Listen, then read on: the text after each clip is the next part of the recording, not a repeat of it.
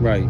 So when you if you want to dig inside yourself, you have to first you have to understand that you're a child of God. Right. And He has created you to create. I don't care if it's create a design. I don't care if it's create a vase. And you want to sell those. But He told us to use our hand to multiply. We have to use what He has given us in order for us to live and make money. Now, and then it also depends on what line of work you're in. You have to communicate. You have to let people know that you're out here and what you're doing. Right. You have to talk to other people. So and then when you talking to other people, they'll be like, "Oh, that's a good idea. Let me get with you. And then you can do nothing by yourself. Right. Once everybody in there single cubes, right? Right. You can't make it. You not gonna do it. I don't care. That's right. And if you do, you're going to stay in that same spot where you were. Right.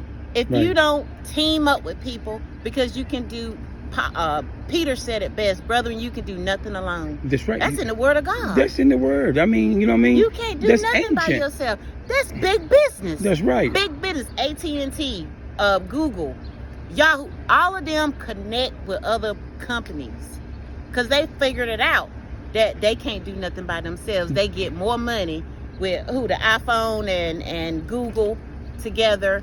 If you think about big business, how they do it, you have to change your thinking. Yeah, you do have to change your thinking because you know what, and that's the gateway to imagining. Because if you don't change your thinking, if your thinking never changes, you won't be able to enter into the land of imagination. You're right. Because you're gonna be stuck behind the trees. You stuck like Chuck. And you know what? And the land of imagination. You scared. You can imagine it all day, but if you don't act on it and do nothing about it, it's just gonna be empty thoughts. And another thing you have to do is understand that God is real. Man, I'm so sick of people going to church every Sunday. That's right. You at church every Sunday on that pew, and you won't even believe God for when you make a phone call out to somebody that they're gonna say yes. And even if they say no, you don't even trust God enough to. You don't even trust God enough to make another call. Right. That was the example that I needed to connect with that last part of that imagine that you were saying, reaching out for it and getting it. I had that example help me on that one because you ain't look when I pick up the phone, it does take amount of faith and believing in imagination and say, okay, I'm going to apply for this loan, It's not because you're ready and just believe in your heart, whether you get it or not. You ain't got, that's right. You're going to get it. Whether you get it from that person or not. If you believe in that's right. That banker might not be the banker. That's the other one banker down the road. And then there's another key. That's right. Now, we think that we can go out with poor credit. We got a 500 credit score. And we gonna be, I'm finna believe God for this house. I'm finna believe God for this car. That's bullcrap. Because it ain't gonna happen. I mean, you'll get something, but it ain't gonna be what God intended because God does things in decent and in order. Right. And in order for us to live in this world, in this society, we have to have good freaking credit. That's right. And this is what credit. People do not want to put in the work to get it. You messed it up, so you got to go back and straighten it up. That's right. So that you can do things when you imagine things. You can go get the money and then apply that money to make more money. You don't just get the loan and go on a shopping spree. You don't just get the loan. Go get your nails done and your wig done and get all that stuff you got to have with the work. Man, and you know what? It goes back to what Hope was saying about, that credit. You had to go back and redo it credit after it's been bad. And you know what credit is about really? When it's on a social and a personal level, it's about credibility. Exactly. And you know what I'm saying? If someone your word is your credibility in this situation. Exactly. A lot of times your credibility is written on paperwork. Oh, you got a degree. Oh, she got insurance license, and you got this. You OSHA certified. You got this. It ain't based. That's credentials. Right. Credibility is different from credentials. Credibility is something that I can see with my eyes and feel in my heart about a person. And that's how credible they are. Right. and how trustworthy Yeah. they are. A person is credible when they trustworthy. I can't give you a company credit card with a $5,000 limit and my company car. And that's what I was had at first. I wasn't driving my own car. I was driving the company car, and they gave me a credit card. You think they would have gave me a credit card if I didn't have some credibility? Exactly. Yeah, that's right. But that's right. I'm saying, and that's where the credentials are. This credentials are pieces of paper and words that say that you have, and somebody signed off on it. Right. That's your credentials. Your credibility is when I give you some money, $50, and you said you're gonna pay me back, that you bring it back. That's credibility.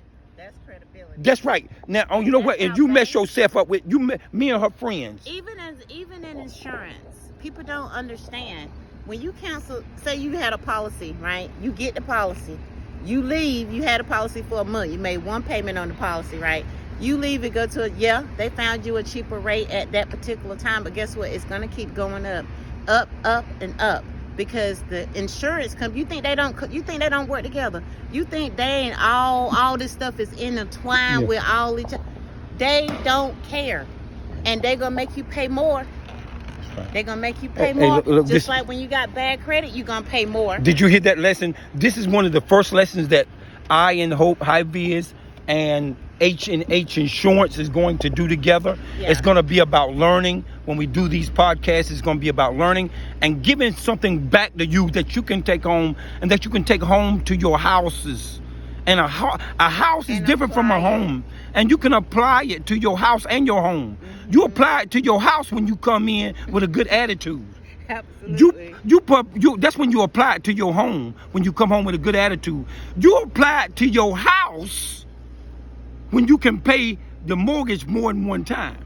At one time. That's what's up. That's your home. That's when you apply it to your home. So that's what we're gonna do. We're gonna bring information to you that's going to apply to your house and your home with insurance, with safety, and with insurance. Because you know what? That workman's compensation insurance. Yeah. That's the insurance person that she is. Yeah. Now, me on the workman compensation end on the construction site, it's my job to keep the insurance companies from being activated. Right. I want to try to keep everybody that's working on that site from falling off that. So you don't have to file a claim. So I won't have to file a claim. But guess what? I still got to pay a premium. Yeah, you do. I got to pay a premium to that insurance company. So our relationship is not predicated upon that might happen. That's right. Our relationship is predicated on this: the agreement that we have right now about something that could happen. What could happen? So, and this is the agreement is with an insurance company like her. So I'm a safety professional, and there's a lot of liability on me and my company. I need insurance, and it's not very much, but it's still a lot when you don't have it. But I'm gonna say this: that check it out. So it's my job to keep them from it. Now I pay her to say, okay, I know it's gonna be a whole lot of money if something happens. Let's face it. It's gonna be a whole lot of money for something. You can be a good person that saved your money in the bank and got about a $15,000 bank in the bank. Yeah. I remember a time when what I'm saying is that time when it was beginning, like it felt good to have that kind of money in the bank. But I'm gonna tell you, when something big happened, like somebody just, you know what I'm saying, your whole AC unit in the house fails. Yeah. I didn't have no home insurance or nothing.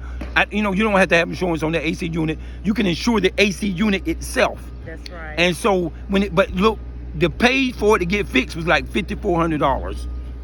Who you know in your family that's got $5,400 they want to just give away? I mean, I don't think Michael Jordan just gonna hand you $5,400 just because he got it. Easy man, but he's not gonna do it. And that's why me and her relationship is okay. Hope, I know it's gonna be a lot, but I want to pay you.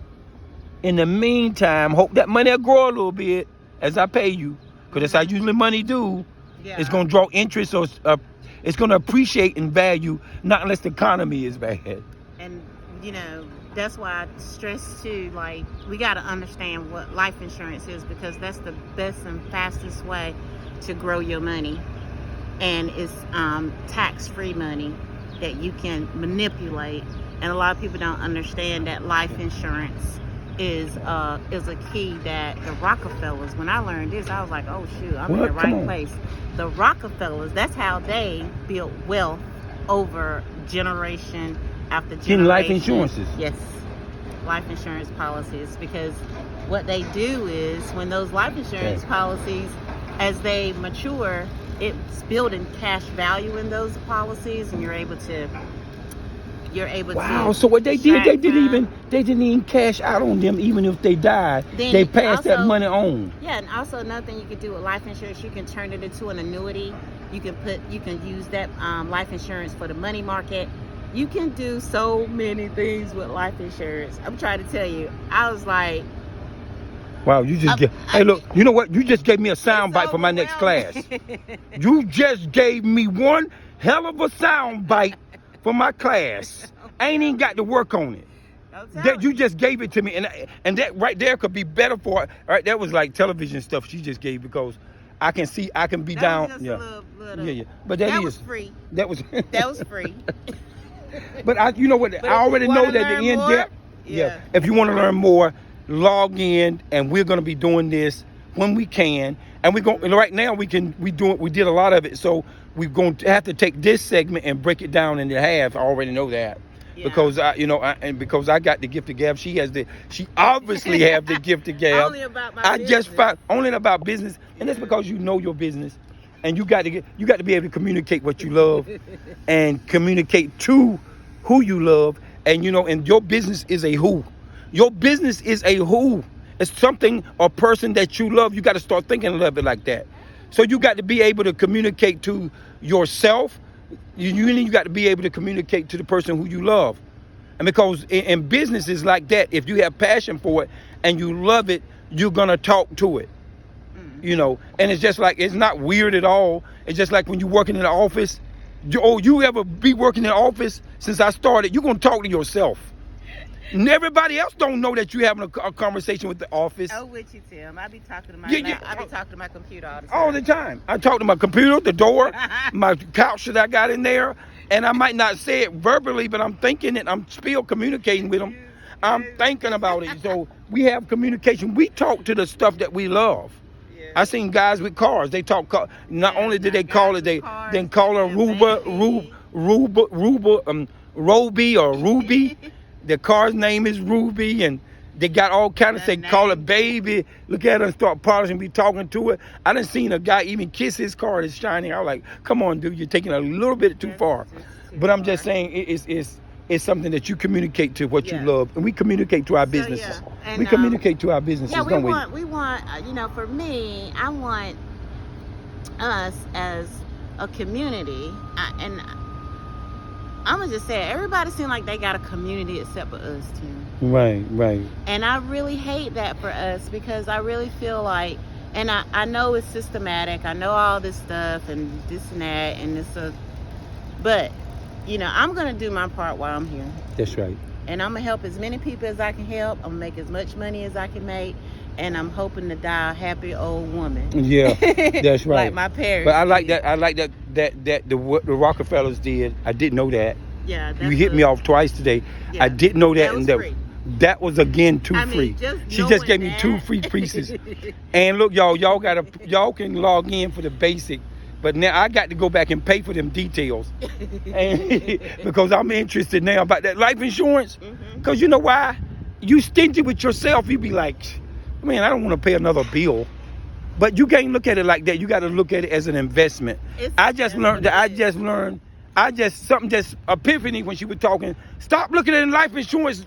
If you're going to be like the Rockefellers as a bill, you got to look at it as an investment. It's an investment. Because you know what? I got a Get Upside app. And I look at that Get Upside app as an investment. Because I go get gas, and I might get, the highest I can get is 25 cents a gallon. So if I got a big truck right here, this F-150, I can get up to 10 gallons in here. It's about a 10-gallon tank. Now, I can get up a little bit over 10 because the reservoir, that gives you a little bit, because them tanks have reservoirs in them with the extra on the side. I don't know why yet. I have to explain that, why some of them got it. because I'm thinking like, don't you need to be over here with us? If we give out a gas over here, what are you doing over there? There's got to be a gate to let you in on this side where the gas has been ran out. And if you're in a reservoir, but when I look at them tanks inside, I don't see the reservoir. So somebody has to explain to me. I don't see how the reservoir can leak over into the other side. You need some explanation. Explanation. But that's what life insurance was. That's the explanation I got about life insurance. Okay. I received that the life insurance is like a gasoline tank inside of a truck. Because the gasoline tank has one big side where the gas is, and then they got some gasoline over there in another compartment adjacent to that regular gas tank that's making the car run. It's in the reserve. It's called a reserve. Yep. So I look at life insurance as that tank. Yeah. That, okay, now, even though that I'm putting gasoline in that reserve that's not over here where the gas is being burned and used, but I'm putting it over there. Why am I putting it in the reserves over there?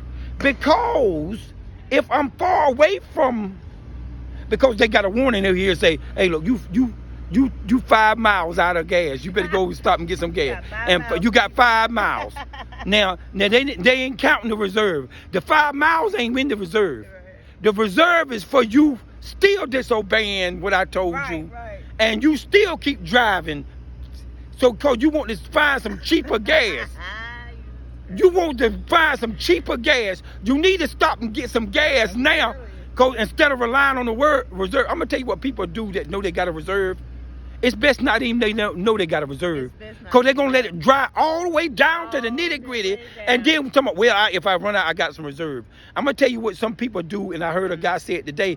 They got that overdraft. They treat that overdraft in the bank just like that too. And one guy told me, I got zero, but I know I got that overdraft. I'm going to get me $20, $50. That's a bad matter. That ain't insurance attitude to have. I'm going to give you one more freebie and I got to go. Me too. So here's the thing that I learned that how he says how rich people think and how middle class and poor people think. Poor people think, oh, I got to make enough money to pay my bills. Middle class people think, oh, I got to make enough money to pay off my credit cards and make a payment on my mortgage. Rich people think when they get money, rich people think, how can I add to this money? Wow. And that's what insurance does. It adds to the money she gave this bank. So we just gave, that's a part of another broadcast. That's because another freebie. That's another one and that's another freebie because we talking about house and home. Freebies for house and home is the name of our broadcast too, by the way. Okay. Freebies for house and home. So, and that was another one for house and home and for life. But just like she was just saying, man, I mean, that's a no-brainer. And that's why I look at insurance now. She changed my whole life about insurance and how I looked at it. You can't change your life until you look at something differently. If you're looking at life insurance as another bill that you got to pay, that you giving away money to some people that you might not never use it. That's how some people look at insurance. Come on, let's face it. They do. It's like you feel like you're giving them money away and everything, but they don't know about that life insurance is different. We need to start, as a people, we need to start thinking more how they have been thinking the whole time. And it's like in the past 30, 40 years that we have been jumping off on some of those things. But then, it's like, okay, well, they've been living like this when we was out in the cotton field. And that's right. Sure was. They were living like this because they had that plantation was a mansion. Yeah. You say plantation, but all the ones I seen were mansions, Jack. Yeah. That was like the White House. They called the White House supposed to be a mansion, but really the White House was a plantation. Right. And when you turn that off, I want to say something else. Okay then. But you know what, y'all? That's it. And then we will go on. We got 20 minutes. We're gonna break these 20 minutes down to 5-minute segments or shorter. We might be able to get more out of it because people want segments. They don't want a whole lot. So we'll break it down into segments, just 20 minutes, so people can see what High Via Safety Professionals and H&H Insurance Company both has to say about freebies. We're giving out freebies for house and home.